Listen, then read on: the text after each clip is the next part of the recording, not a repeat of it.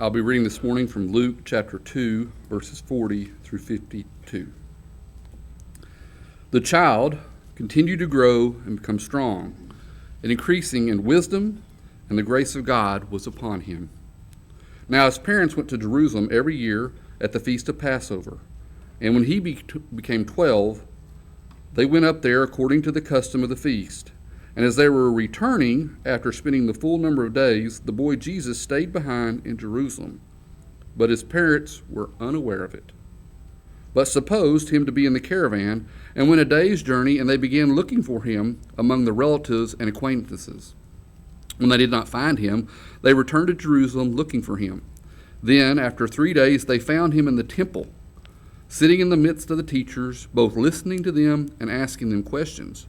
And all who heard him were amazed at his understanding and his answers.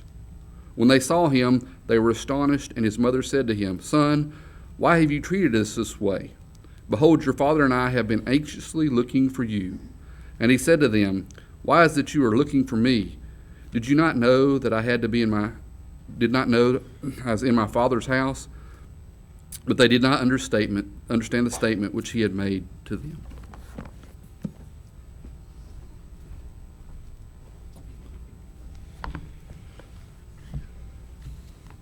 Good morning.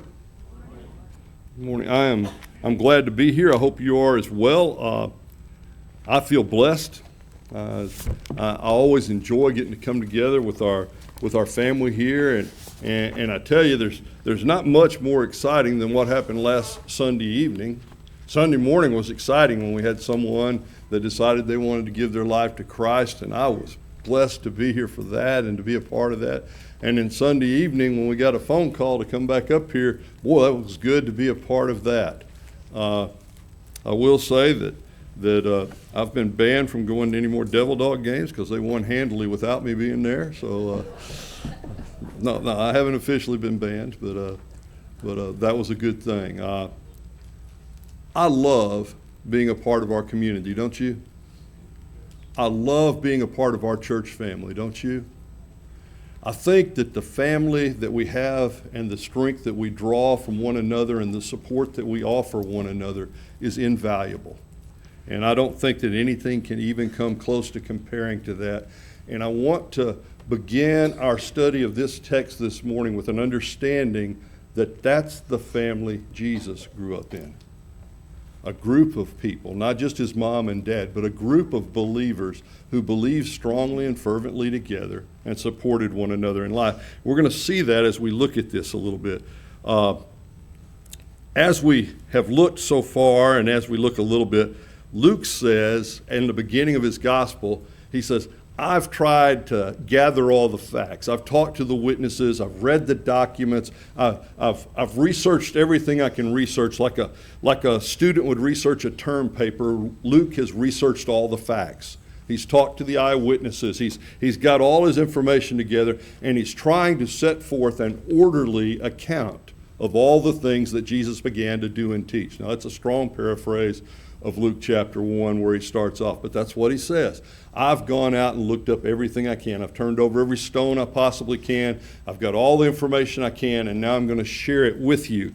And so he begins to talk about Jesus. He tells us about Jesus' conception by the Holy Spirit in chapter 1, verse 35, about his birth in chapter 2 and verse 7, about his early childhood in verse 40 of chapter 2, about his life as a youth in the verses that we're looking at this morning, about his adult life and ministry in chapter 3 through chapter 23, and about his resurrection in chapter 24. He tries to keep everything in an orderly account. Unlike John, who apparently just, hey, I remember this, and I remember this too, and this was really important, and he did this as well. And some of the things that John did are not necessarily in chronological order as you read the Gospel of John. Makes it a little confusing sometimes when you're trying to compare the three gospel accounts that seem to follow an orderly timeline with John, which doesn't seem to follow the same timeline. But Luke has tried to lay it out so that we can understand it. This paragraph that we're looking at today is the only references we have anywhere to the boyhood of Jesus.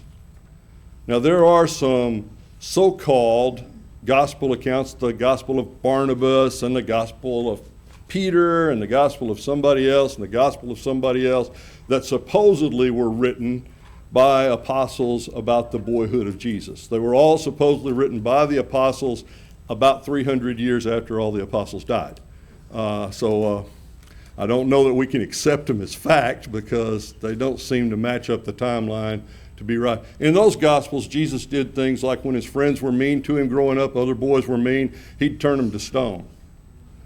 And when his little bird flew away from him one time, his pet bird, he turned it into stone, and it fell and its wing broke off, and so the rest of its life it had only one wing when he made it back into a bird, but it would never fly away again. I'd just say those things aren't consistent with the Jesus I read about in the New Testament. So I would go from there as I look about that. But as we look at this, we're going to notice some things. In the movie Home Alone, there's a scene of a family, and they're gathered together for Christmas. And everybody's celebrating Christmas, and they're exchanging gifts, or got their gifts there at least. They're going through all the rigmarole of Christmas with the big feast and the big family, and everybody's talking. And they fall asleep, and they wake up late the next morning. And they're hurrying to get to the airport because if they miss their plane, they're going to miss their trip. And so they're rushing to the airport, and one of the neighbor kids is there, and he gets mistaken as Kevin when they start doing the count. And so they take off, and little Kevin is still asleep. He's up in the attic because the night before during supper he had misbehaved, and they sent him upstairs to sleep in the attic without the rest of his dinner as a punishment for misbehaving at dinner. Kevin looks out the window and sees them drive off, but they're gone, and he's left home alone. And then we see as the movie goes on how he handles the two bad guys that come into the neighborhood. We see his mom in the airport finding out that her son was missing. I would imagine every mom and dad here has probably experienced something like that at one time or another. You look around and your child's not where they're supposed to be. Maybe you're in the store and they're under, or they went down the next aisle out of your sight, or maybe like one of our kids used to do, they're hiding in one of the racks of clothes that are there, and you have to go find them because they are playing hide and seek. They just didn't tell you. But there's what happened to her. She was quite distraught. When they're finally reunited, Kevin's parents are amazed at his wisdom in dealing with the problems that they had at home while they weren't there. And so that's kind of what happened. I would imagine that Mary, Jesus' mother, must have felt very similar when they realized that her son was not part of the caravan anymore. I know he's 12 years old. I know that in those days a 12-year-old was older for his years than a 12-year-old is today, although I think sometimes some of our 12-year-olds know way more than they should. But still, I know that that's going on. Imagine the anxiety. Imagine the panic she felt until she's reunited with her son. How would you have felt? How would you have felt? You go to the big city. You go to the capital city. So let's say you go to Washington, D.C. And you get to Washington, D.C., and the family spends a week there. And while you're spending the week there, you see the sights, and you go by and you visit all the important places there are to visit. And then you make it all the way back to Kentucky before you realize your kid's not with you. You say, well, that would never happen for us. Probably not, because we don't have that support that they had. Remember what I said earlier about they had a family like we have here? They had the whole group of them traveling. Their friends and their family from hometown, they're all traveling together, and they've gone on this trip together. Can you imagine if our whole church went off to Washington, D.C., and Rod's got the youth over here, and the 55-plus group's going to this thing over here, and the young married couples are going to this activity over here, and then the ones that are just lazy don't go to anything, right? And then all of a sudden the buses start loading up, and all the buses are loading up, and they count, and the head count looks about right, and they take off and they head back. About the time you get to Kentucky, it's like, hey, where's George? Oh, he was going to ride the other bus. Oh, okay. On the other bus, they don't even notice that I'm not there because I wasn't supposed to be on their bus. And then about the time you get to Kentucky and start unpacking, Gail says, where's my husband? Everybody says, I don't know. Where is your husband? She says, I don't know, but I need him because he's carrying all my luggage.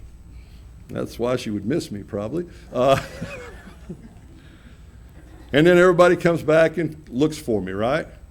Or at least Gail would hopefully come back and look for me. Somebody would look, say, where's he at? He would have been here if something hadn't happened to him. That's probably the way Mary's and Joseph felt about Jesus. Something must have happened or he'd be here. I can't believe he's not. So we want to look at this a little bit as we look at this text. It goes like this. His parents went to Jerusalem every year at the Feast of Passover. When he was 12 years old, he went up to Jerusalem according to the custom of the feast. Something to say about his parents and about their friends and neighbors. This was their regular habit to do. It was normal for them to come to worship service. It was normal for them to travel however far it took to go for the week of the feast. When they finished the days, as they returned, the boy Jesus lingered behind in Jerusalem. Joseph and his mother did not know it, but supposing him to be in the company, they went a day's journey. You know, his parents went every year to Jerusalem. There were 3 feasts required of all males of Jerusalem, or all males of Israel, that they had to attend each year. It was the Feast of Pentecost, which they called the Feast of Weeks. It was the Passover, which is where they're going to in this particular event. And then there's the Feast of Booths and Feast of Tabernacles, I think sometimes it's called. And they're required to go to those. Now, women didn't have to go. And in many families, the wives wouldn't go. It was just too much hassle. You got all the little children. You can keep them at home a whole lot easier than you can take them maybe a week or 2 weeks journey to go to these feasts. And so oftentimes the women didn't go and the younger children didn't go. But in this family, no, in this extended family, in this group of believers that were traveling together, the women and children were with them. That's kind of a different thing. They were all pretty dedicated or they wouldn't have been going in the first place. I think we need to see that. They were devoted to following God, and that's the group Jesus was raised in. Apparently, there's a large contingent that are traveling together as they do this, large enough that Jesus wasn't even missed. I mean, it was that big a group, and you know, maybe it's because the road was dangerous and fraught with peril. Maybe that's why the big group went together. Maybe it was dangerous to leave the women and children behind in that time frame when the Romans had occupied. But the truth of the matter is, one of the great reasons the gospel was able to spread like it could was because the peace that the Roman Empire provided and the protection of the soldiers of the Roman Empire. So maybe it wasn't that. Maybe it was just they wanted to go to worship. You know, when I was a boy, the whole world was my playground. I'd get on my bike and I'd ride all the way across town. For a while when we lived in Little Rock, I had a paper route that took me 1.5 miles from my house. And I would ride my bicycle up and down the hills in Little Rock 1.5 miles from my house when I was 10 years old. Probably most 10-year-olds today wouldn't be allowed to do that. When we moved back to Newport, and I lived in Newport, I'd get on my bike, I'd ride over the city lake, I'd fish all day, run around, play football with my friends, go across the levee, and we'd go wild game hunting with our BB guns. And we would circle the world. Most of us in my generation did those things. And the only 2 rules that were steadfast were, 1, you better come when Mama calls. Even if you're 10 miles away, you better hear. And 2, when the street lights come on, you have to come home. And so when the street lights came, by the way, if you're big game hunting way out in the woods, you don't see the street lights come on. So you may get in trouble there. You come home when it's dark enough that you can't see very well, and you do finally come home. And the way that rule was enforced was discipline. And discipline in those cases usually didn't mean talking to you about why you didn't obey the rules. It usually meant explaining it to you while the Board of Education was being applied to the seat of learning. That's the way it was. That's probably what's going on there. Jesus' parents, they're part of this thriving religious community. They're obviously faithful. They've all been there. Luke points out they attended the feast every single year. And so imagine the excitement on the way. Many of them probably had friends and relatives that they only saw once a year, or twice a year, or 3 times a year at the feasts.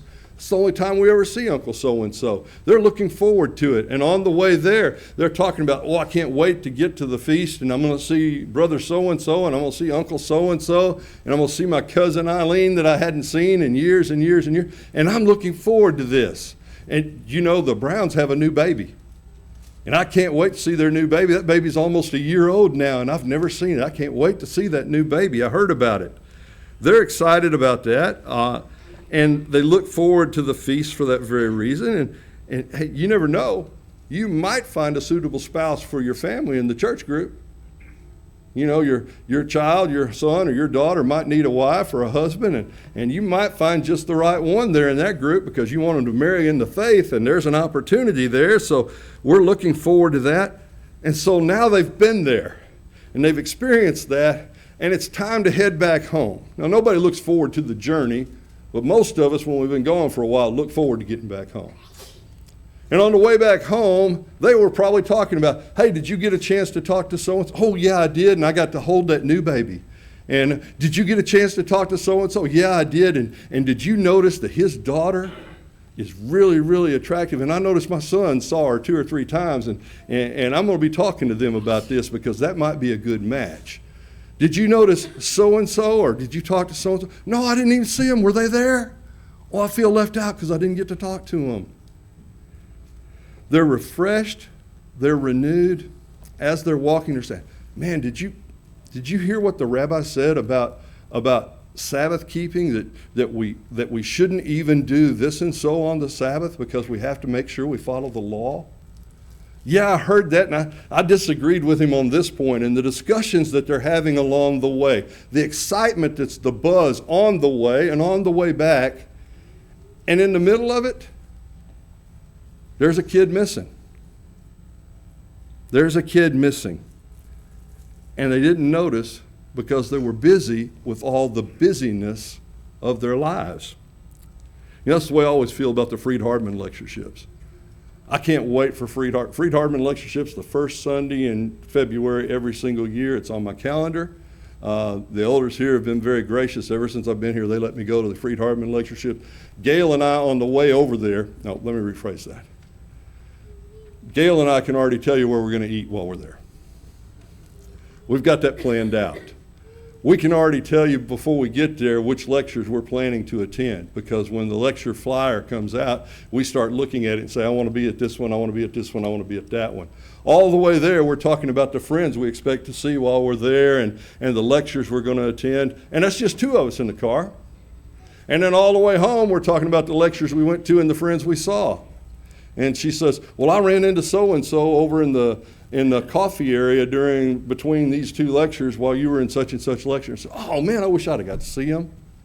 And I said, well, I ran into so-and-so over there, and we spent 45 minutes together in the most boring lecture I've ever been to in my life. And she says, oh, I'm glad I wasn't there with you, you know.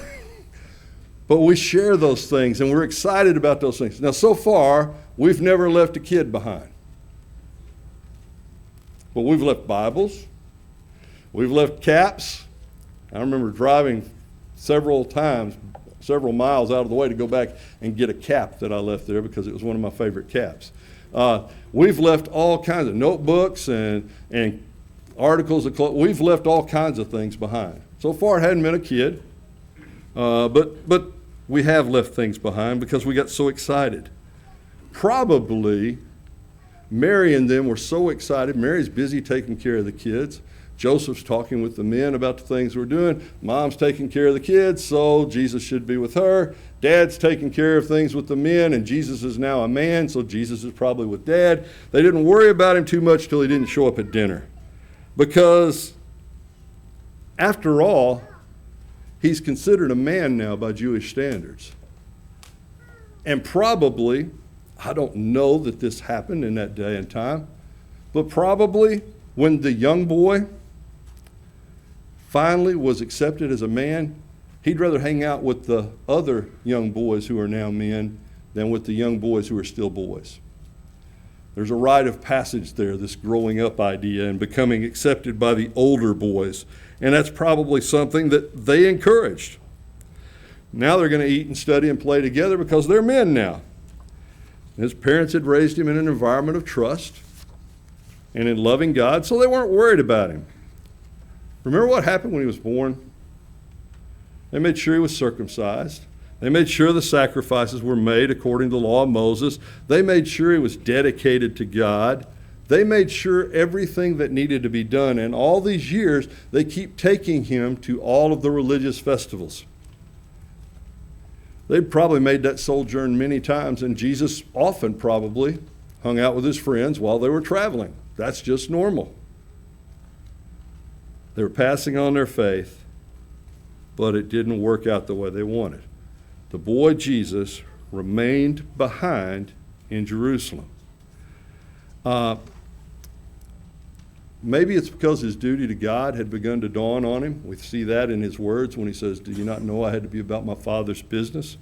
Maybe that's what it was, because he's been trained in the ways of the law from birth, and now he's just been committed to God during the festival. He's just been what the modern day festival is called bar mitzvah. He had just been bar mitzvah. He had just become a man, and here he is at his first feast as a man. Here he is for the first time able to sit with the rabbis and to talk, and so he did. Note how much confidence his parents had in him. They traveled on for a whole day without even missing him. It wasn't because they didn't care. It's because they trusted Jesus. When my mom and dad let me get on my bike and ride wherever I wanted to go, it wasn't because they didn't care. It's because they trusted me. They knew I'd be home. When mom needed a can of corn or something like that to finish her supper, she'd give me some money. I'd get on my bicycle. I'd ride across town to Kroger, and I'd pick up whatever it was she wanted, and I'd ride back home. She didn't have to worry about whether I was going to be okay. Now, she might have worried about bad people trying to grab me or something like that, but I wasn't very desirable, so didn't have to worry much about that. But she could trust me, and that's probably the way Jesus' parents were. They could trust him, so they didn't miss him till he shows up for dinner, or doesn't show up for dinner. And so the next few verses talk about how they looked for him, and looked for him, and looked for him.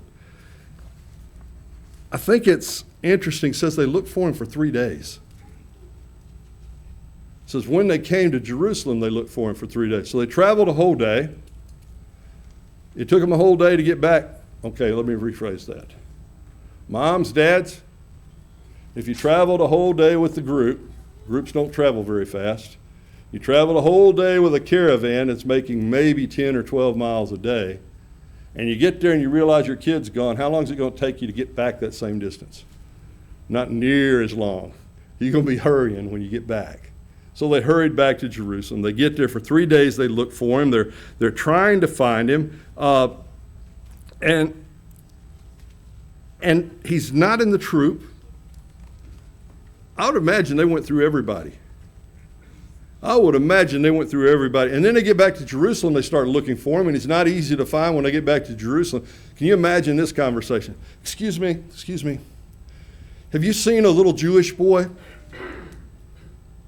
about 12 years old in Jerusalem during a feast when all the people from the country had come into town? You think there were any 12-year-old Jewish boys running around in Jerusalem at that time?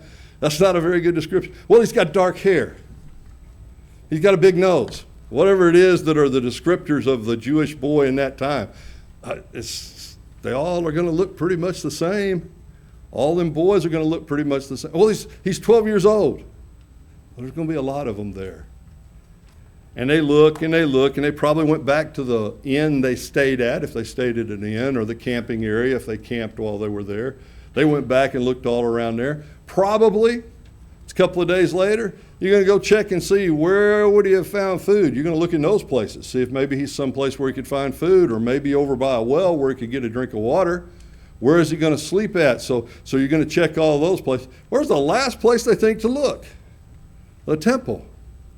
Why would a kid be at the temple of all places? I think sometimes we don't realize how much our children enjoy worship service. Sometimes we think we have to drag them, and sometimes they're looking forward to it just as much as we are, sometimes even more than we are. But that's where he was. He was there. He's found, and he's recovered while he's there. You know, it says after 3 days they found him in the temple, sitting in the midst of the teachers, listening to them and asking them questions. All who heard him were amazed or astonished at his understanding and answers. They saw him. His mother said to him, "Son, why have you done this to us? Look, your father and I have sought for you anxiously." Now, my mom's words would have been a little different. She'd have been pretty upset if I'd have been missing for 3 days. She was quite reserved in this. And then he said, "Why did you seek me? Did you not know I had to be about my father's business?" They did not understand the statement he spoke to them. Now, when he's found after 3 days, that's kind of amazing, because later on, after his death, his disciples are going to find him after 3 days, aren't they? After 3 days in the grave, he's going to be found all over again. He starts with his father's business by disappearing for 3 days. He finishes his father's business by disappearing for 3 days. There's maybe some significance to that, I'm not sure. But he's found in God's temple among the teachers, and that's pretty significant. You know, these folks aren't known for wasting their time with young boys. And his mother complains about it. This is the only rebuke we ever see of Jesus by his mother. It's, "Hey, why did you do this to us?" And then his reply, it's his first recorded words, the first recorded words of Jesus ever. You see them right there. "Why did you seek me? Did you not know I must be about my Father's business?" That's why Jesus came. That's why he was there. He was about his Father's business. Those are his first words, and it shows what he thinks. There's something else interesting to note here. His parents left him. He didn't leave them. He stayed behind. He didn't leave them. They left him. You know, in the world we live in today, there are many people who were walking with Jesus who have left him. He's still there. He hasn't gone anywhere, but we can leave him. And we can come back to him, just as his parents did. But I think there's a lesson there too, that he hasn't gone anywhere.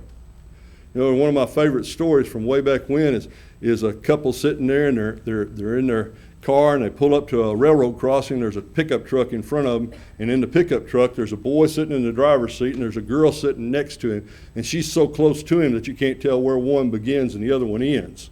I mean, they are right up against each other really close. And the wife looks at her husband and she says, "You know, we used to be like that."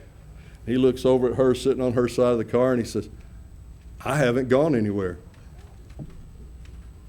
You know, Jesus hadn't gone anywhere. I think sometimes we ought to see that and recognize that and realize the beauty of that as we look at this recovered boy here. You know, it says of him that after that, he went down to Nazareth with them and was obedient to him. And it's notable in some translations that he refers to her as woman. Woman, did you not know I needed to be about my Father's business? And I've heard a lot of stuff made about that through the years. People saying, well, he obviously he's identifying her as less than himself because he's now a man and she's woman, so she's less than he is. And folks, moms and dads, and this lesson was written with moms and dads in mind more than anybody else as I was writing it, because that's what I see here as a lesson for moms and dads in raising up our children to love God and then being willing to accept when they do. But moms and dads have a responsibility to teach proper respect for each other. You know, I think sometimes we forget that.